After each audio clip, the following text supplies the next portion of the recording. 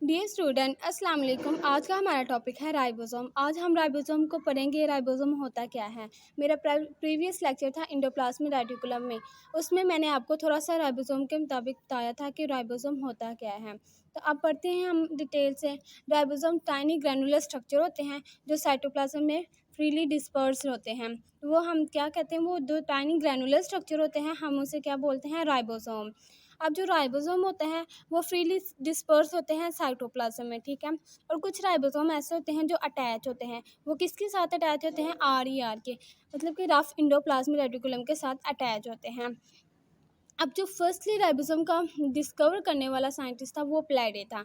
उसने 1955 में राइबोसोम के कॉन्सेप्ट को डिस्कवर किया था। वो पहला ही ऐसा शख्स था जिसने कहा था कि राइबोसोम जो होता है यूकैरियोटिक राइबोसोम, वो दो चीज़ों पे कंपोज होता है। कौन कौन सी, एक तो प्रोटीन और एक कौन सी, आरएनए पे। ये दोनों चीज़ों पे ये राइबोसोम कंपोज होता है। इसी वजह से हम इसे बोलते हैं राइबोसोम्स को राइबो न्यूक्लियोप्रोटीन पार्टिकल्स। मतलब कि ये जो टाइनी ग्रैनुलर स्ट्रक्चर होते हैं ये आरएनए और प्रोटीन पर मुश्तमिल होते हैं, तो इस वजह से हम इन्हें बोलेंगे राइबो न्यूक्लियोप्रोटीन पार्टिकल्स, ठीक है। अब कहता है RNA present in the ribosome. RNA of coarsely RNA और प्रोटीन तो ऑटोमेटिकली प्रेजेंट होते हैं राइबोसोम में, जिसकी वजह से हम उसे क्या बोलते हैं, राइबो न्यूक्लियोप्रोटीन पार्टिकल्स, ठीक है। लेकिन राइबोसोम जिसमें मतलब कि कुछ ऐसे राइबोसोम होंगे जिनमें सिर्फ आरएनए प्रेजेंट होते हैं, उन्हें हम बोलते हैं आरएनए राइबोसोम, मतलब कि राइबोसोमल आरएनए, ठीक है। तो अब कहता है कि राइबोसोम एग्जिस्ट करता है टू फॉर्म में। राइबोसोम की दो फॉर्म है, मैंने पहले भी आपको बताया था। कुछ राइबोसोम ऐसे हैं जो फ्रीली डिस्पर्स्ड हैं साइटोप्लाज्म में, और कुछ ऐसे हैं जो अटैच हैं आर के साथ, ठीक है। तो अब हम पढ़ते हैं इसके सब यूनिट्स। राइबोसोम दो यूनिट्स में होता है, एक उसका लार्ज सब यूनिट्स होता है, एक उसका स्मॉल सब यूनिट्स होता है, ठीक है। पहले हम पढ़ते हैं कि जो सब यूनिट्स हैं उनकी मतलब कि जो प्रोकैरियोट में क्या मिलता है और यूकैरियोट में। तो प्रोकैरियोट और यूकैरियोटिक राइबोसोम की बात करते हैं।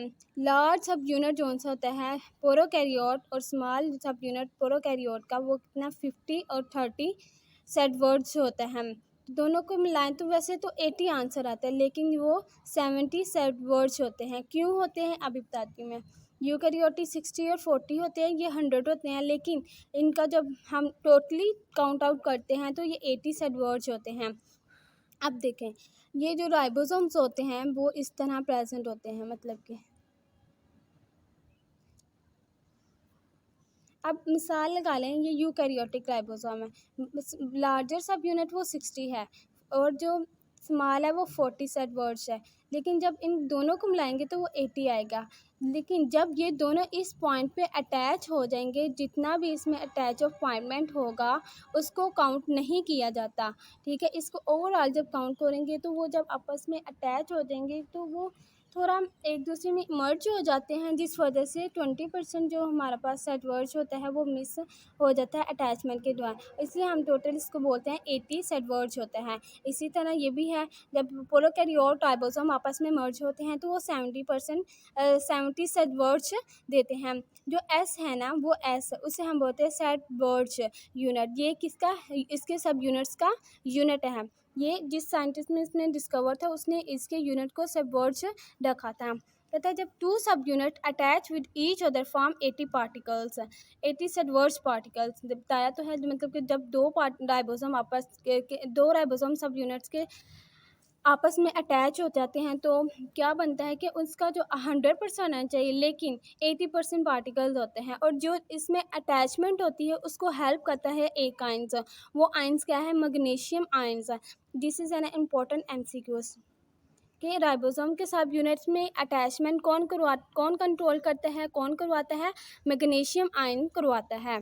अब हम पढ़ते हैं पोलिसोम। पोलिसोम क्या होते हैं, a group of the ribosome attach to messenger RNA is known as polysome. अब जिस डायग्राम को देखते हैं पोलिसोम को अंडरस्टैंड करने के लिए, ये जो रेड में लाइन बनी हुई है ये क्या है, एक मैसेंजर आरएनए, ठीक है। इसमें ये स्मॉल सब यूनिट है और ये लार्ज सब यूनिट है। फर्स्टली तो जो मैसेंजर आरएनए होता है ना, उसके साथ कौन सा अटैच होता है, स्मॉल सब यूनिट्स पहले अटैच होता है, ठीक है। स्मॉल सब यूनिट पहले अटैच होता है, फिर लार्ज सब यूनिट आकर इस पर अटैच होता है। किस चीज़ के लिए? ये एक पॉलीपेप्टाइड बनाने के लिए और भी बहुत से फंक्शन के लिए इसमें आता है।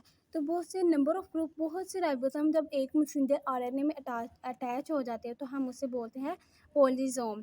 तो इसमें ये कहता है कि ये स्टार्ट हो रहे हैं यहाँ पे मैसेंजर आरएनए के साथ अटैच होना, ठीक है। पहले स्मॉल सब यूनिट आता है, फिर लार्ज सब यूनिट आता है, फिर वो आपस में अटैच हो जाते हैं और फिर क्या करते हैं कि पॉलीपेप्टाइड चेन बनाना शुरू कर देते हैं। ये इस तरह पॉलीपेप्टाइड चेन बनती है, पहले यहाँ से इस तरह, फिर वो एक बड़ी हो जाती है और एंड पे आके यहाँ से डिस्कनेक्ट हो जाती है और फिर सेपरेट हो जाता है।